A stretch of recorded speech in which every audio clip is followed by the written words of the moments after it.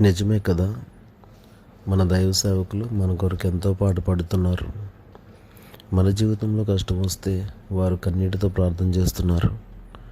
మన జీవితంలో బాధలు ఎదురైతే వారు మనల్ని ఓదారుస్తున్నారు. అటువంటి దైవ సేవకుల గురించి ఏదైనా ఒక నెగిటివ్ న్యూస్ వస్తే అది నిజమో అబద్ధమో తెలియకుండా వారిని నిందించడం చాలా పెద్ద పాపం. హెబ్రీయులకు రాసిన పత్రిక 13వ అధ్యాయం 17వ వచనం ప్రకారంగా, మీ పైన నాయకులుగా ఉన్నవారు లెక్కప్పు చెప్పవలసిన వారి వలె మీ ఆత్మలను కాయుచున్నారు. వారు దుఃఖముతో ఆ పని చేసిన ఎడల మీకు నిష్ప్రయోజనం గనుక దుఃఖముతో కాక ఆనందంతో చేయనట్లుగా వారి మాట విని వారికి లోబడి ఉండండి. ఇంకా ఎంతో గొప్ప సేవ చేసిన దైవజనులు ఎంతోమంది ఉన్నారు. వారందరికీ ఇదే మా నివాళి.